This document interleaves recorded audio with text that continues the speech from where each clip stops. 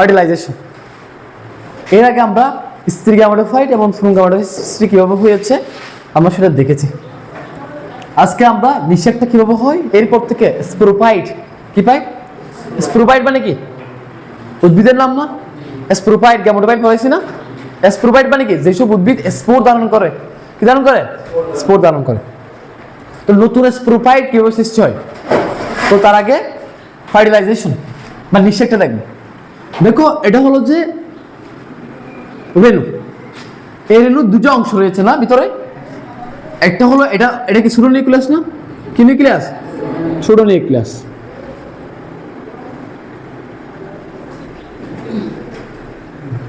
সুডোনিউক্লিয়াসকে কি বলা হয়? জনন নিউক্লিয়াস। কি নিউক্লিয়াস? বা জেনারেটিভ নিউক্লিয়াস। এখানে আসলে ওরা সামান্য সাইটোপ্লাজম যুগে সেল হয়ে যায়, আমরা জেনারেটিভ সেল বলতে পারি। সামান্য কি সাইটোপ্লাজম যুগে কি হয়ে যায়, ওই সুডোনিউক্লিয়াসটা কি হয়ে যায়, জনন কোষ হয়ে যায়। কি কোষ হয়ে যায়? জনন কোষ বা জেনারেটিভ সেল হয়ে যায়। বড় নিউক্লিয়াস যেটা আছে ওটা সামান্য সাইটোপ্লাজম যুগে কি হয়ে যায়, যে এটা হচ্ছে নালিকা। আমি এটাকে কি বলা হয়? নালিকা নিউক্লিয়াস বলা হয়। কি বলা হয়? নালিকা নিউক্লিয়াস। এখন এই নালিকা নিউক্লিয়াসটা সামান্য সাইটোপ্লাজম যোগে সামান্য সাইটোপ্লাজম যোগ করে, যেটাকে বলা হয় কি ভেজিটেটিভ। কি সেল ইংলিশে বলা হয়? Vegetative sell. ভেজিটেটিভ সেল বা নালিকা নিউক্লিয়াস। এই নালিকা নিউক্লিয়াসটা কি করে মনে আছে? এরা ফুল অ্যান্ড টিউব সৃষ্টি করে। কি সৃষ্টি করে বলো? কি সৃষ্টি করে? Full and tube. Full and tube সৃষ্টি করে। এই ফুল অ্যান্ড টিউব দিয়ে কি যায়, যে এই জেনারেটিভ সেলটি যাওয়ার সময় এই জেনারেটিভ সেলটি দুটি গ্যামেট সৃষ্টি করে। দুটি কি সৃষ্টি করে? মানে স্পার্ম সৃষ্টি করে, মেল গ্যামেট বা স্পার্ম। দুটি স্পার্ম সৃষ্টি করে, আমরা সেটা দেখব। খেয়াল করো, আমরা এখানকার নামকরণগুলো একটু দেখি তো। এটা তো হলো রেণু, রেণু। এই যে এটাকে কি বলা হয়? গর্ভযন্ত্র না? এটা কি গর্ভযন্ত্র। এখন গর্ভযন্ত্রে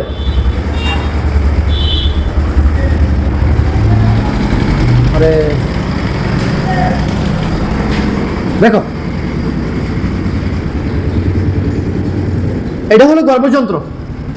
এটা কি গর্ভযন্ত্রের ভিতরে যেটা লাল কালার আমি লাল মার্কা দিয়ে লিখেছি, এটা কি বলতো? ডিম্বাণু। এটা কি ডিম্বাণু। এখানে একটা সেকেন্ডারি নিউক্লিয়াস থাকে না? ভিতরটা কি থাকে? সেকেন্ডারি নিউক্লিয়াস থাকে। আচ্ছা, এখন ওই পারে যেগুলো দেখতে পাচ্ছ এগুলো কি কোষ? প্রতিপাদক কোষ বা অ্যান্টিফোডাল সেল বলা হয়।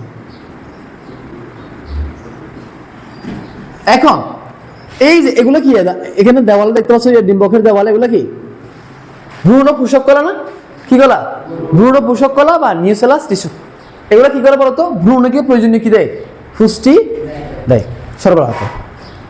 এখন যখন এই রেণুটা, পুং রেণুটা যখন এটার গর্ভমুণ্ড, এটাকে কি বলা হয়? গর্ভমুণ্ড বলা হয় না? কি বলা হয়? গর্ভমুণ্ড বলা হয়। এটা কি বলতো? গর্ভদণ্ড। গর্ভদণ্ড। এখন এই রেণুটা যখন এখানে পতিত হবে, গর্ভমুণ্ডে পতিত হবে, কোথায় পতিত হবে? এর ভিতরে কি রয়েছে? ভেজিটেটিভ সেল রয়েছে। কি রয়েছে? ভেজিটেটিভ সেল রয়েছে। আর ভিতরে কি রয়েছে? সুডোনিউক্লিয়াস রয়েছে না? যেটা হচ্ছে কি সামান্য সাইটোপ্লাজম যুগে এটা কি হয়ে যায়? জেনারেটিভ সেল হয়ে যায়। কি হয়ে যায়? জেনারেটিভ সেল, যেখান থেকে কি তৈরি হয়? শুক্রাণু তৈরি হয়। এখন এই যে এটা রেণুটা তখন আস্তে আস্তে এটা এই বড় নালিকাটা আস্তে আস্তে ফুল অ্যান্ড টিউব সৃষ্টি করবে। কি সৃষ্টি করবে? ফুল অ্যান্ড টিউব সৃষ্টি করবে। ফুল অ্যান্ড টিউবটা এই যে কোথায়? ডিম্বক রন্ধ্রে। কি রন্ধ্রে? এটাকে ডিম্বক রন্ধ্র না, ডিম্বকের যে রন্ধ্রটা ডিম্বক রন্ধ্রে চলে আসে। এই যে টিউবটা সৃষ্টি করছে কে বলতো? নালিকা নিউক্লিয়াস বা generative cell. Generative cell, vegetative cell, sorry. এখন এই যে এই নালিকা টিউব দিয়ে ফুলেন টিউব, এটা কি ফুলেন টিউব, এই ফুলেন টিউব দিয়ে ওই যে আমাদের যে সুরোনিউক্লিয়াস বা ওকে সাইটোপ্লাজম সেটা হয়ে গেছে জেনারেটিভ সেল, ওটা এটা দিয়ে আসবে, এই দিয়ে আসবে। আসার সময় ওই জেনারেটিভ নিউক্লিয়াসটি বিভাজিত হয়ে দুটি কি করবে, শুক্রাণু সৃষ্টি করবে। দুটি কি সৃষ্টি করবে, শুক্রাণু সৃষ্টি করবে। এই শুক্রাণুটা জার্নি দিয়ে এই দিয়ে আসবে, এসে এই যে একটি শুক্রাণু, এই দেখো দুটি শুক্রাণুর মধ্যে একটি শুক্রাণু ডিম্বাণুর সাথে, একটি শুক্রাণু কার সাথে, ডিম্বাণুর সাথে সংযুক্ত হবে। এই যে এখানে শুক্রাণু এবং ডিম্বাণু, এই যে এখানে শুক্রাণু এবং ডিম্বাণুর যে মিলনটা হয়েছে এটাকে বলা হয় কি নিষেক। এবং এই নিষেকের পর যে কোষটা হয়েছে, এখানে n সংখ্যক ক্রোমোজোম, এখানে n সংখ্যক মিলে 2n যেটা হয়েছে, এটা কি বলা হয়, জাইগোট বলা হয়। কি বলা হয়, জাইগোট। এটা হচ্ছে দ্য ভেরি ফার্স্ট সেল, প্রথম কোষ। কি কোষ? এখন তো শুক্রাণু কয়টা ছিল, তো একটা শুক্রাণু না ডিম্বাণুর সাথে অ্যাটাচ হয়েছে, আর একটা শুক্রাণু সে আসবে, ও আসিয়ে রে এই এদিক দিয়ে আসিয়ে ওই সেকেন্ডারি নিউক্লিয়াস রয়েছে না, কি নিউক্লিয়াস, ভিতরে যে সেকেন্ডারি নিউক্লিয়াস, এটার সাথে ওই সেকেন্ডারি নিউক্লিয়াস আগে থেকে কি ছিল, 2n ছিল না, ওর কি ডাবল সেট কি ছিল, ক্রোমোজোম ছিল। এখন এখানে আরেক সেট ক্রোমোজোম শুক্রাণু আসিয়ে রে কি হবে, এখন কত n হবে বলো তো, 3n, শস্য কোষ হবে। এটাকে বলা হয় শস্য কোষ। কি কোষ স্যার, শস্য কোষ। তোমরা এই যে 21 দুটি শুক্রাণু, একটি শুক্রাণু ডিম্বাণুর সাথে এবং অন্য শুক্রাণু ওই যে সেকেন্ডারি নিউক্লিয়াসের সাথে নিষিক্ত হয় বলে এটাকে ডাবল ফার্টিলাইজেশন বলা হয়। দুইবার নিষিক্ত হচ্ছে না, কয়বার নিষিক্ত হচ্ছে, দুইবার। দুইটা শুক্রাণুর মধ্যে একটা শুক্রাণু ডিম্বাণুর সাথে এবং আরেকটা শুক্রাণু কার সাথে, সেকেন্ডারি নিউক্লিয়াসের সাথে বা সেকেন্ডারি কোষের সাথে কি হচ্ছে, নিষিক্ত হচ্ছে। এই জন্য দুইটা শুক্রাণু 21 দুইবার নিষিক্ত হয় বলে এটাকে ডাবল ফার্টিলাইজেশন বলা হয়।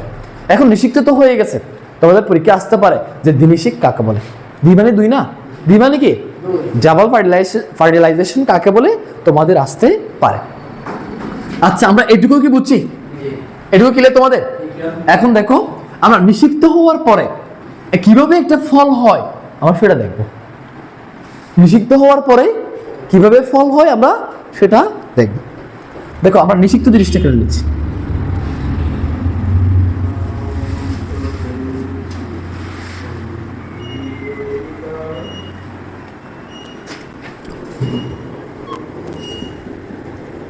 স্যার একটু খেয়াল করো, আমি বাইরের জিনিসগুলো রাখতেছি না, এখানে বাইরের জিনিসগুলো রাখতেছি না। দেখো এখন এটা জাইগোট না স্যার, এটা কি জাইগোট, অর্থাৎ এটা কি প্রথম কোষ, এটা এবং এটা কি হ্যাপ্লয়েড না ডিপ্লয়েড, ডিপ্লয়েড। আমরা লিখতেছি 2n। এরপর এটা কি শস্য কোষ না, এটা কি কোষ, শস্য কোষ। এখন এই যে শস্য কোষটা তোমরা দেখতে পাচ্ছ, এই শস্য কোষটা কি 3n না, ট্রিপ্লয়েড না, এটা কি ট্রিপ্লয়েড। বুঝছো, এইটুকু তো তোমরা ক্লিয়ার না।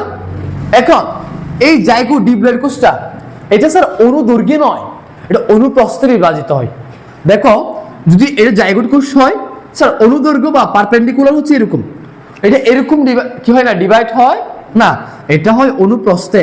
এটা হয় কি অনুপ্রস্থে, এটা কিসে ডিভাইড হয়, অনুপ্রস্থে ডিভাইড হয়। তো অনুপ্রস্থে যখন ডিভাইডিত হয়, দেখো তো খেয়াল করো তো, অনুপ্রস্থে যখন ডিভাইডিত হয় তখন 21 থেকে দুইটা কোষ হয়। কয়টা কোষ হয়, দুইটা কোষ। এই যে উপরে একটা কোষ সেটা এরকম হয়, যে উপরে একটা কোষ হয় তখন নিচে একটা কোষ হয়। ওই যে অনুপ্রস্থে বিভাজিত হয় তখন এরকম দুইটা কোষ হয়ে যায় মাইটোসিসের মাধ্যমে। কিসের মাধ্যমে, এরপর থেকে মাইটোসিসের বিভাজন হবে। এখন এখানেও এটাও 2n, এটাও কি 2n।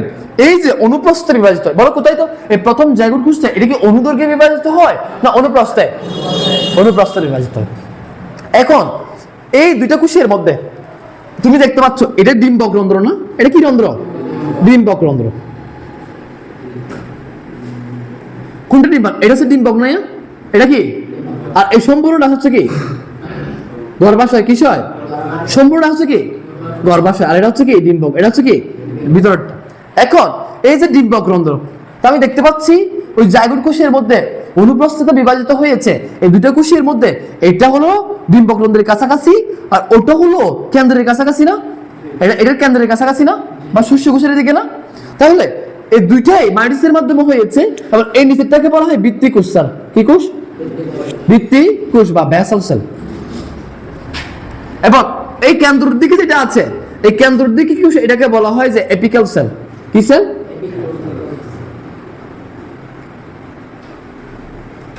এপিক্যাল সেল কোষ।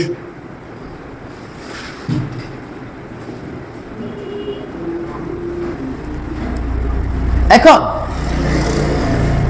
এই যে এটা হলো নিচেরটা হচ্ছে কি বৃত্তি কোষ না, উপরটা হচ্ছে কি এপিক্যাল কোষ। কি কোষ? তাহলে ওই জাইগোট কোষটা, এই জাইগোট কোষটা অনুপ্রস্থে বিভাজিত হয়ে দুটো কোষ হয়। একটা হলো ডিম্বকরন্ধ্রের কাছাকাছি কোষ, আর একটা কেন্দ্রের দিকে কোষ। ডিম্বকরন্ধ্রের কাছাকাছি কোষকে বলা হচ্ছে বৃত্তি কোষ, আর ওটা কি বলা হয়? এপিক্যাল কোষ। স্যার বৃত্তি কোষ থেকে ভ্রূণধারক বা সাসপেনশন হয়। সাসপেনশন দেখো, ভ্রূণধারক কি ধারক? মানে ভ্রূণটাকে ধারণ করবে, ভ্রূণটাকে কি করবে? ধারণ করবে, ভ্রূণধারক হয়। মানুষের ক্ষেত্রে সেটা কি হয় জানো? মানুষের ক্ষেত্রে প্ল্যাসেন্টা বা অমরা। এখন দেখো এই এপিক্যাল কোষটা, স্যার এপিক্যাল কোষ কোনটা? যেটা কেন্দ্রের কাছাকাছি না? কোথার কাছাকাছি? ওই কেন্দ্রের কাছাকাছি কোষটা এটা ভ্রূণ সৃষ্টি করে। ভ্রূণ মানে কি? ওর ভ্রূণমূল থাকবে। কি থাকবে? ভ্রূণমূল মানে বুঝছো? ভ্রূণের শিকড়। ভ্রূণের কি শিকড়। এরপর দেখো এই এপিক্যাল কোষ থেকে ভ্রূণমূল হবে, ভ্রূণ, তারপর হচ্ছে ভ্রূণ মুকুট হবে। ভ্রূণ কি হবে? মুকুট মানে ভ্রূণের মুকুট, মানে বুঝতেছো তো না? ওর মুকুট আর কি মাথা, মানে পাতা টাতা এখান থেকে সৃষ্টি হবে। এখানে হচ্ছে বীজপত্র অর্থাৎ পাতা, তারপর হচ্ছে দেহ কাষ্ঠ, এগুলো হচ্ছে ভ্রূণ মুকুট থেকে হবে। এবং ভ্রূণমূল অর্থাৎ সম্পূর্ণ ভ্রূণটাই সৃষ্টি হয় কোথা থেকে? এপিক্যাল সেল থেকে। কোন থেকে? তোমরা প্রশ্ন করতে পারো স্যার এই জাইগোট কোষটা মাইটোসিসের মাধ্যমে হয়েছে। আপনারা বলেছেন মাইটোসিসের মাধ্যমে সমীকরণীয় কোষ বিভাজন হয়, যে একটা কোষ থেকে দুটা কোষ হয়, তা মাতৃদেহের মানে আগের কোষের মতো, মাতৃকোষের মতো হয়। তাহলে এখানে কেন ভিন্ন হয়েছে? তোদের বড় কোয়েশ্চেন না? কেন এটা থেকে হচ্ছে এখান থেকে হচ্ছে যে বৃত্তি কোষ হচ্ছে, এখান থেকে ওই বৃত্তি কোষটা ভ্রূণ ধারণ করবে, ভ্রূণকে ধারণ করবে। আর ওখান থেকে এপিক্যাল কোষ থেকে হচ্ছে ভ্রূণমূল, ভ্রূণ মুকুট, বীজপত্র, অর্থাৎ ভ্রূণটাই হচ্ছে এক কথায় কি হচ্ছে? ভ্রূণটাই হচ্ছে। তাহলে এটা তো মাইটোসিসের মাধ্যমে হয়েছে। কিন্তু আসলে দেখো এই দুটো মাইটোসিসের মাধ্যমে হয়েছে, ওদের কিন্তু জিন সেম। কি সেম? জিন সেম। ওদের জিন একই, কিন্তু জিনের অ্যাক্টিভেশনে ভিন্নতা রয়েছে। জিনের কি রয়েছে? অ্যাক্টিভেশনে ভিন্ন। দুজনের জিন সেম, ডিএনএ সেম, অ্যাক্টিভেশনে কি হয়েছে? ভিন্নতা রয়েছে। তোমরা মনে আছে যে পিতা থেকে দেখো, পিতার দেখো একটা ছেলের দেহে লম্বা হওয়ার জন্য দুটো জিন দায়ী, একটা টি, একটা ছোট হাতের টি। বড় হাতের টিটা পিতা থেকে আসছে, ছোট হাতের টিটা মাথা থেকে আসছে। যেটা বেশি প্রচ্ছন্ন, যেটা বেশি অ্যাক্টিভ, টিটা যদি অ্যাক্টিভ হয় সে লম্বা হয়, আরও কি হয়? খাটু হয়। মনে আছে বলেছিলাম তো তোমাদেরকে। তাহলে এখানে জিন অ্যাক্টিভেশনের ক্ষেত্রে দেখো ওই বড় হাতের টিটাই হচ্ছে কি প্রকট, ওর বৈশিষ্ট্যটা কি দেখাবে? দেখাবে বাচ্চার ক্ষেত্রে। দুটারই কি রয়েছে? জিন একই, বাট জিন অ্যাক্টিভেশনের ভিন্নতার কারণে ওরা ভিন্ন ভিন্ন কাজ করে। বুঝতে পারছো? তোমাদের বই এগুলো নেই। তারপর তোমাদের মনে কি থাকতে পারে? প্রশ্ন থাকতে পারে। এখন তাহলে আমরা বুঝলাম যে ওই জাইগোট কোষ থেকে ওই বৃত্তি কোষ হচ্ছে, দুটো কোষ হচ্ছে অনুপ্রস্থে ডিভাইড হয়ে একটা বৃত্তি কোষ, একটা হচ্ছে এপিক্যাল কোষ। বৃত্তি কোষ থেকে ভ্রূণধারক হচ্ছে, এবং এপিক্যাল কোষ থেকে কি হচ্ছে? ভ্রূণমূল হচ্ছে। কি হচ্ছে? অন্যদিকে এই যে শস্য কোষটা, এই শস্য কোষটা ডিভাইডিত হয়ে, বিভক্ত হয়ে আস্তে আস্তে এখানে শস্য তৈরি করতেছে। এখানে আসলে এগুলো খাবার, এগুলো হচ্ছে কি খাবার। আমি বোঝাই তোমাদেরকে। তোমরা ধরো